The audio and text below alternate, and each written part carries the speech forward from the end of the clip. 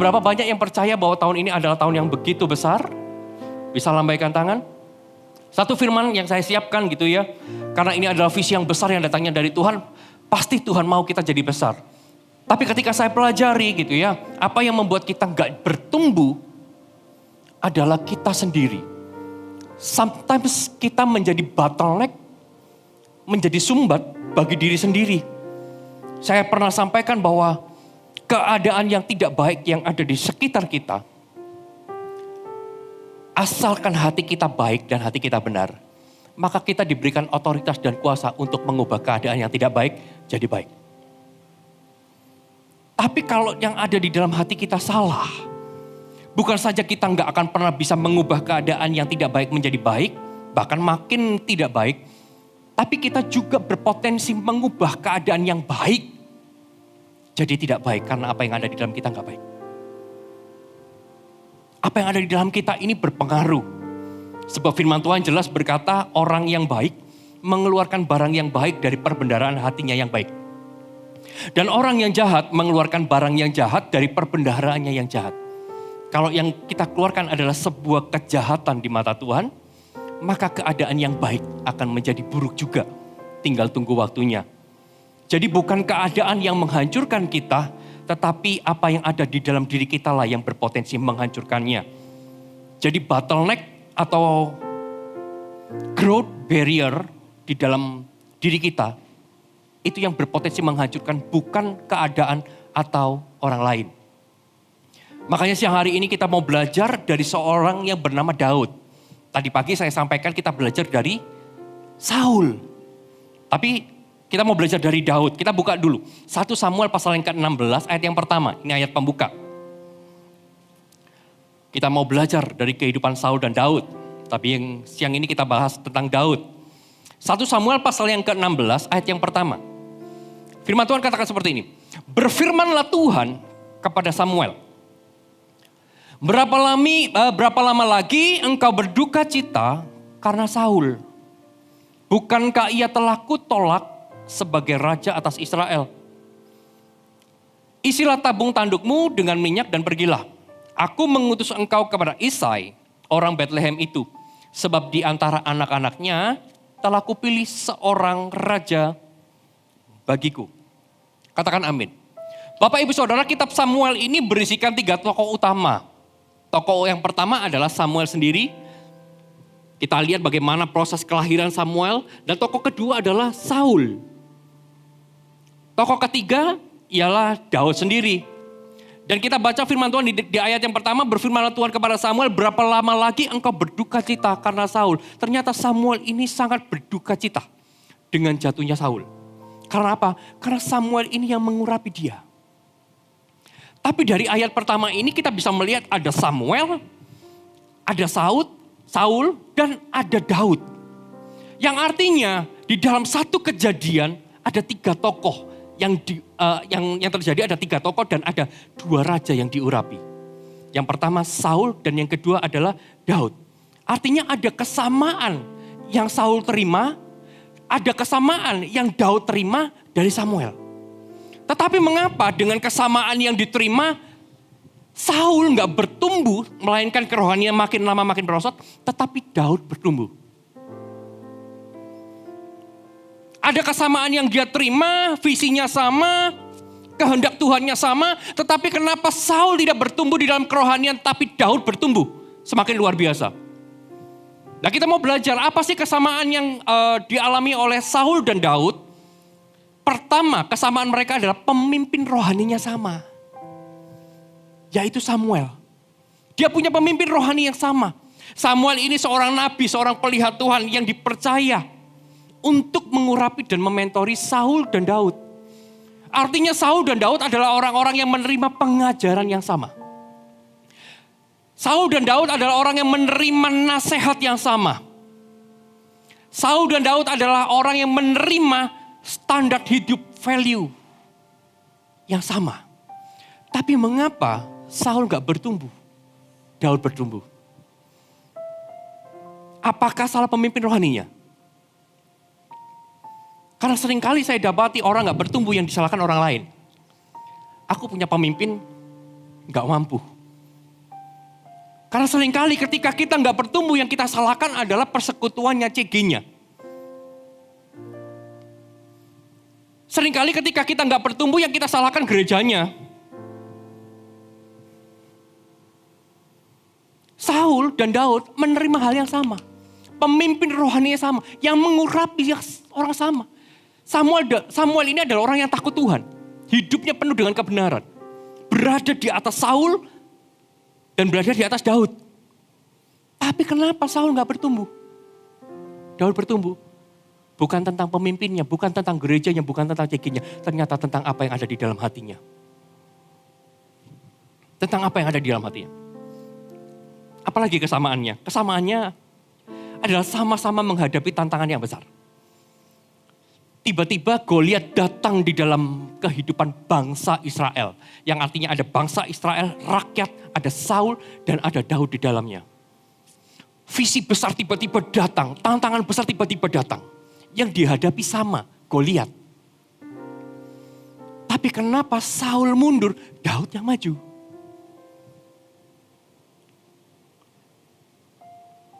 Kenapa?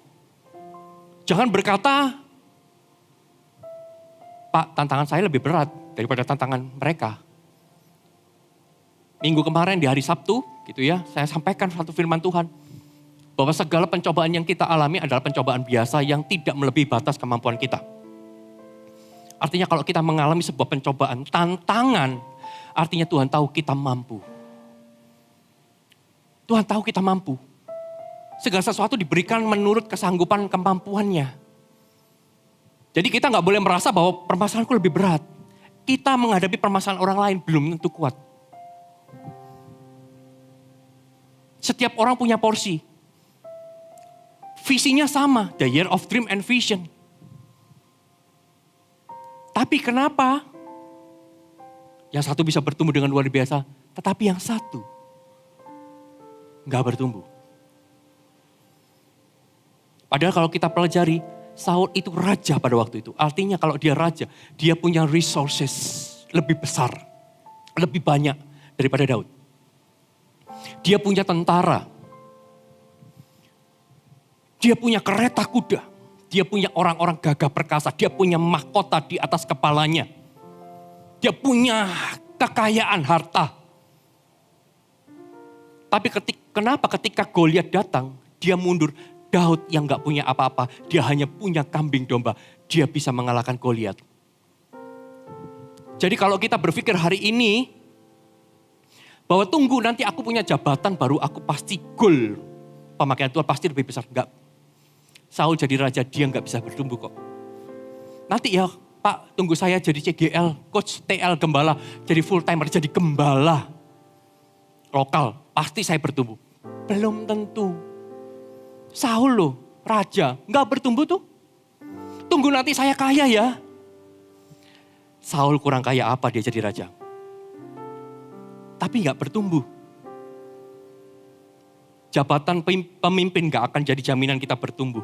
Punya sumber daya manusia, punya sumber daya tenaga, kepandaian, bahkan uang sekalipun. Selama Tuhan tidak ada di dalam hati kita sebagai sumber, gak akan bertumbuh.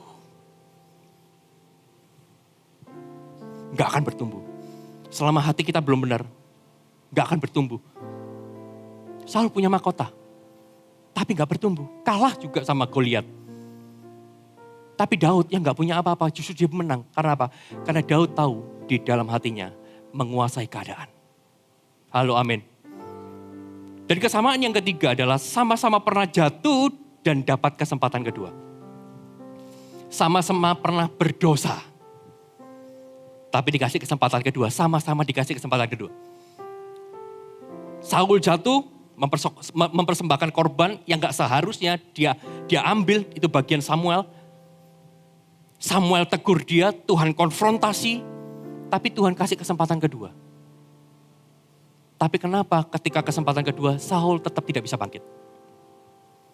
Daud pun juga sama. Dia jatuh di dalam dosa Batsheba, perzinahan, pembohongan dan pembunuhan. Ditegur oleh Nathan, dikasih kesempatan kedua, ada konsekuensi, yes ada konsekuensi, anaknya mati. Tapi Daud bertumbuh. Daud bertumbuh. Mereka sama-sama jatuh dan memulai dari titik nol. Keduanya sama-sama punya kesempatan bertumbuh. Keduanya sama-sama punya pilihan untuk kembali. Saul dinasihati Samuel, Daud dinasihati Nathan. But why Saul gak bertumbuh, Daud bertumbuh? Kenapa ya? Saul gak menang atas dirinya. Dia jadi sumbat atas dirinya. Apa sih sumbat Saul tadi pagi? Salah satunya adalah kecemburuan di dalam hati. Kebohongan di dalam hati. Dia cemburu. Dikatakan dia mengalahkan beribu-ribu tapi Daud berasa-rasa jealous. Dia jealous. Kenapa dia kalau dipakai lebih besar dari aku, kenapa dia diberkati lebih besar?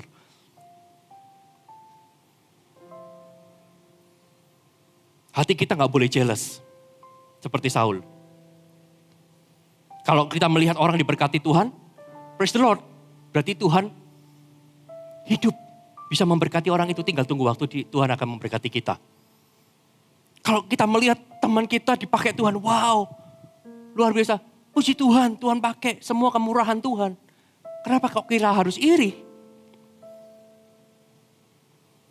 Tapi Daud, dia juga ngalami tantangan, dia juga ngalami sumbat di dalam dirinya.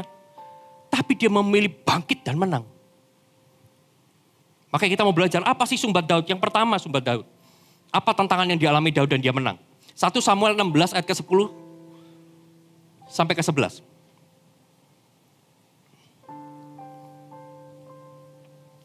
1 Samuel 16 ayat ke-10 sampai 11. Demikianlah Isai menyuruh ketujuh anaknya lewat di depan Samuel, tetapi Samuel berkata kepada Isai, semuanya ini tidak dipilih Tuhan. Lalu Samuel berkata kepada Isai, ini ke anakmu semuanya. Jawabnya, masih tinggal yang bungsu tetapi sedang mengembalakan kambing domba. Kata Samuel kepada Isai, suruhlah memanggil dia sebab kita tidak akan duduk makan sebelum ia datang kemari. Firman pertama ini ya, ayat 10 dikatakan, demikian Isai menyuruh ketujuh anaknya lewat. Padahal Isai ini punya 8 anak. Di dalam sebuah momen yang begitu indah, begitu luar biasa. Kenapa yang diingat cuma 7, yang satu gak diingat? Artinya pengalaman, tantangan yang Daud alami pertama kali adalah dilupakan. Dilupakannya gak tanggung-tanggung, dimulai dari keluarga. Dilupakan itu gak dianggap ada. Dia sudah lakukan sesuatu buat keluarganya tetapi dianggap tidak melakukan apa-apa. Karena seringkali ini di pelayan Tuhan juga sama. Aku sudah lakukan ini, kenapa sih gak dianggap, kenapa sih gak dilihat. Tantangannya Daud ternyata, dia juga dilupakan. Keterbatasan Daud dimulai dari rumahnya, ia dilupakan ayahnya ketika Samuel mengurapi salah satu anak Isai jadi raja. Sebab firman Tuhan dikatakan, aku mengutus engkau kepada Isai orang Bethlehem itu sebab di antara anak-anaknya telah kupilih seorang raja bagiku. Ini kata-kata Tuhan kepada Samuel ini juga. Isai punya 8 anak. Tuhan harusnya berfirman, aku mengurapi Daud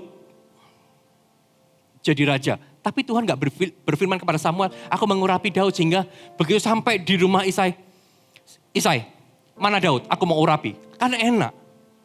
Tapi Tuhan berfirman, aku mengutus engkau kepada Isai orang Bethlehem itu sebab di antara anak-anaknya telah kupilih seorang raja. Di antara berarti ada dari 8 itu salah satu. Tuhan gak sebut nama. Tuhan gak spesifik sebut nama ketika mengurapi anak Isai. Hanya berkata salah satu anak Isai. Dan ketika Samuel datang ke Isai, dia sampaikan keinginannya, Isai langsung panggil 7 anaknya. Ini ada Nabi Samuel mau urapi anak-anakku jadi raja. Lai-lai. Dipanggil semua. Dikumpulkan 7-7-nya. Dipilih satu-satu. Tidak ada yang dipilih. Anakmu cuman ini. Oh iya, ada satu lagi.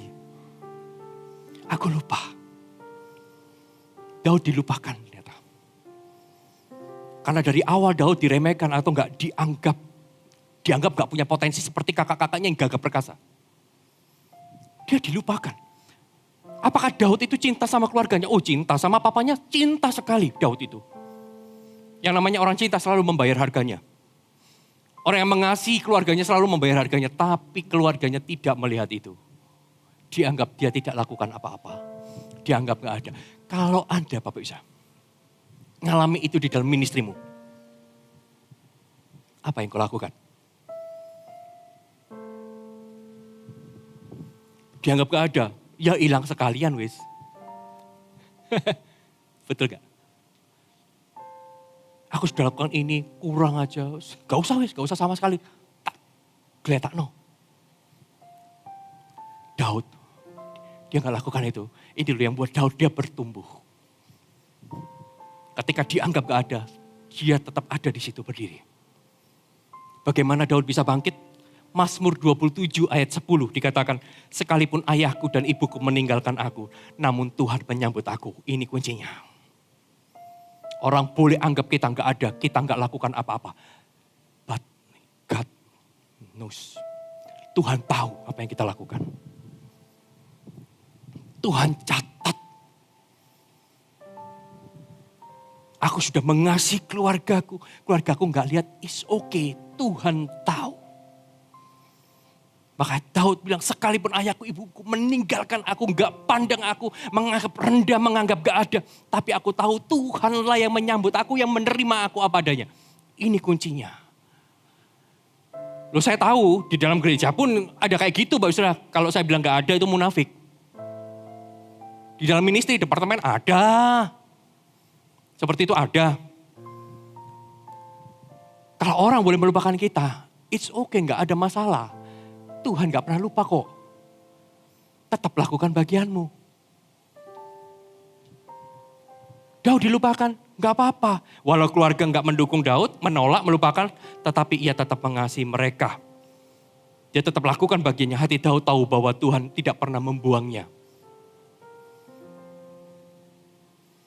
Tuhan menerima Daud dengan segala kelemahan dan kelebihan. Dilupakan manusia itu biasa, Yesus pun dilupakan kok. Petrus ditanya, kamu salah satu dari dia. Gak kenal aku. Dilupakan. Tapi Bapa gak pernah melupakan kita. Tuhan gak pernah melupakan. Yesus gak pernah lupakan. Ketika dia sudah berjanji, dia akan menepati. Bagian kita setia aja. Orang gak anggap kita gak apa-apa, kita tetap setia. Halo, amin. Yang kedua, apa yang dialami oleh Daud? 1 Samuel 24 ayat 5 sampai 7. 1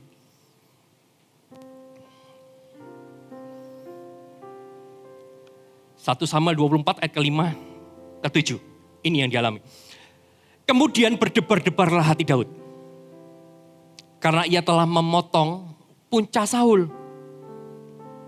Lalu berkatalah ia kepada orang-orangnya, dijauhkan Tuhan kiranya daripadaku untuk melakukan hal yang demikian kepada tuanku. Kepada orang yang diurapi Tuhan. Yakni menjamah dia sebab dialah orang yang diurapi Tuhan. Dan Daud mencegah orang-orangnya dengan perkataan itu. Ia tidak mengizinkan mereka bangkit menyerang Saul. Sementara itu Saul telah bangun meninggalkan gua itu hendak melanjutkan perjalanannya.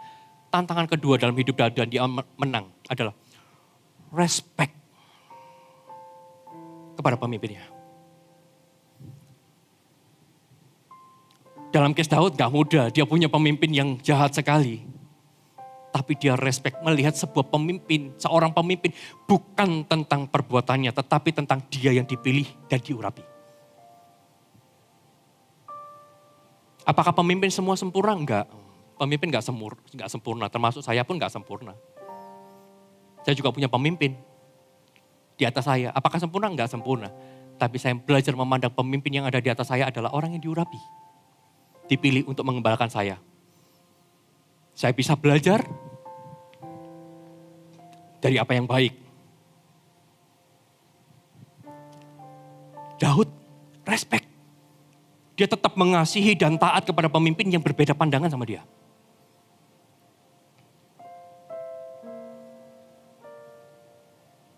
Dalam hal ini Daud punya pemimpin yang gak baik. Oh tapi saya percaya loh, di gereja kita semua pemimpin yang baik. Pemimpinnya benar. Karena ketika mengangkat mereka, saya tahu mereka. Saya kenal mereka satu persatu. Mereka orang yang benar di hadapan Allah. Walaupun secara kemampuan, mungkin bisa jadi Anda bisa lebih hebat. Bisa lebih pandai. Tapi Daud belajar respect. Daud sadar betul bahwa pemimpin adalah orang yang dipilih dan diurapi. Lihat, berdebar-debar hati Daud karena ia telah memotong punca Saul. Hatinya itu berdebar-debar, kayak ndredeg ketika mau menyakiti pemimpinnya. Mau berbuat sesuatu yang salah buat ke pemimpin. Daud itu sampai deg-degan. Dredeg bahasanya itulah. Dan dia nggak cuma berdebar-debar. Dia komitmen dengan dirinya, dijauhkan Tuhan kiranya daripadaku untuk melakukan hal yang demikian, mengkonfrontasi pemimpin, menjatuhkan pemimpin, menyakiti hati pemimpin, dia dijauhkan. Dan gak cuma dia komitmen sama dirinya, dia komitmen sama pengikutnya juga. Dan Daud mencegah orang-orangnya dengan perkataan itu, ia tidak mengizinkan mereka bangkit menyerang Saul. Wow. CGL dengarkan saya, engkau udah punya pengikut. Jangan konfrontasi coachmu. Jangan konfrontasi TL ataupun gembalamu. Justru ketika engkau melihat kelemahan, engkau harus bangun nilai di dalam kehidupan anak-anakmu. Dia adalah orang yang diurapi.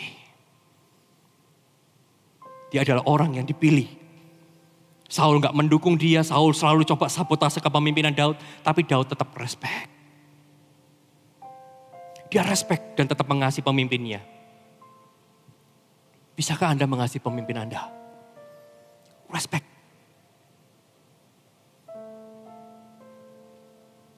Kalau dia ada kesalahan, izinkan Tuhanlah yang mengkonfrontasi. Apa hak kita mengkonfrontasi? Ketika Saul salah, Daud tidak cari sekutu untuk membela dia.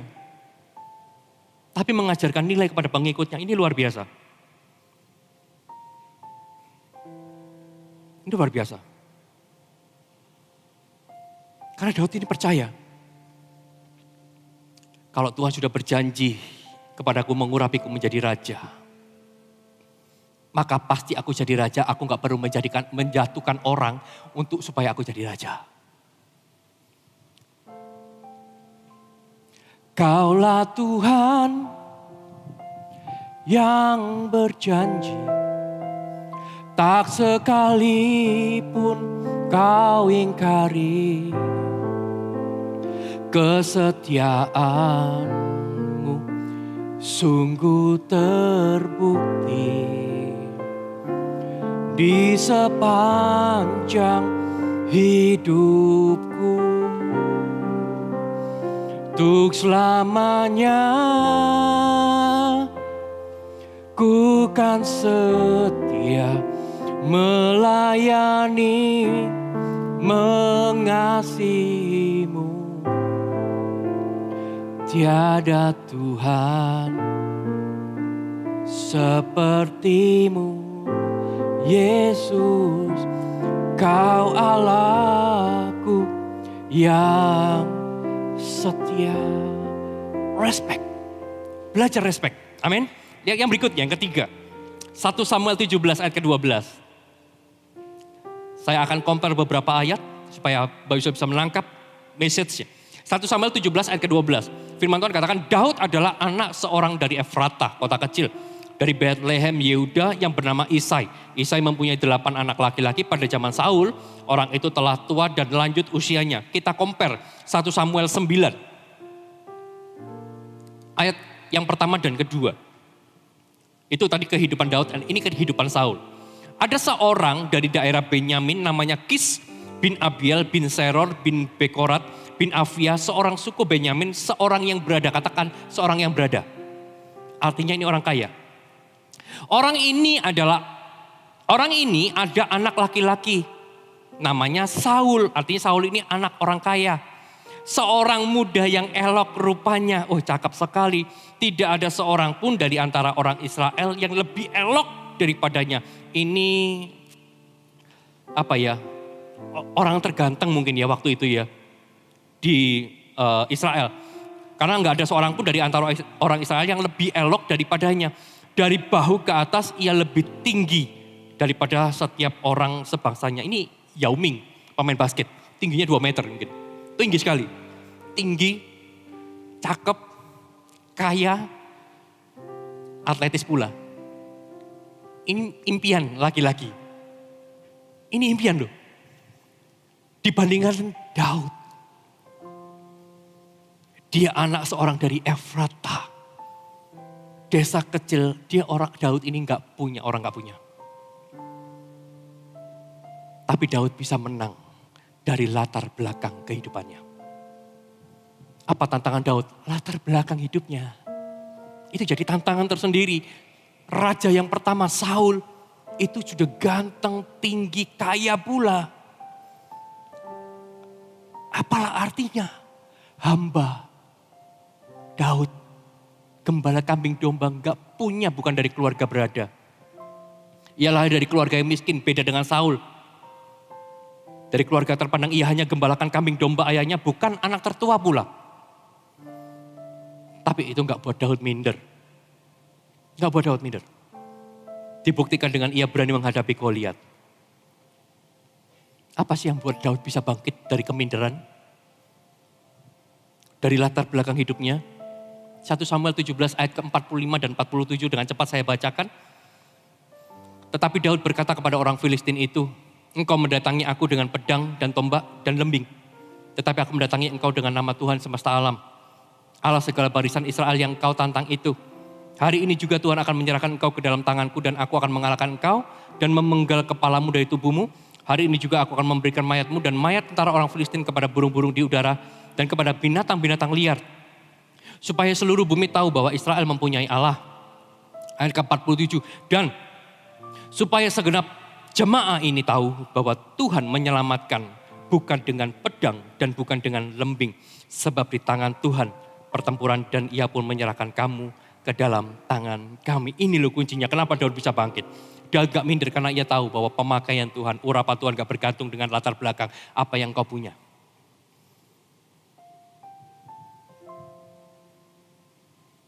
Gak berdasarkan dengan kekayaanmu. Gak berdasarkan dengan fisikmu. Bapak Ibu Saudara. Gak berdasarkan dengan itu semua.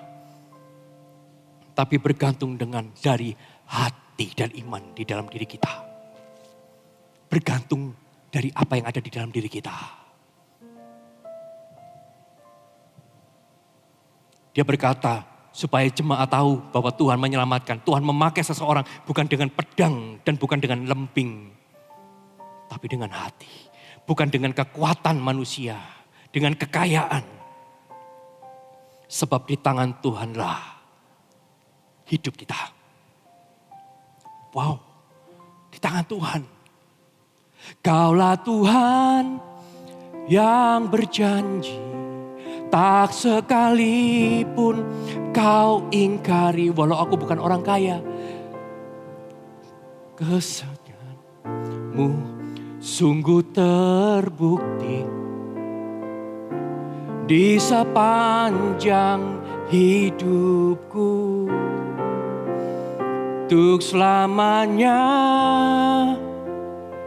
ku kan setia melayani, mengasihimu. Tiada Tuhan sepertimu, Yesus, kau Allahku yang setia. Jangan minder ya Pak Usra. Tahun 2022 semuanya dipakai Tuhan besar. Dan itu jadi doa saya juga. Semua diberkati dan dipakai Tuhan besar.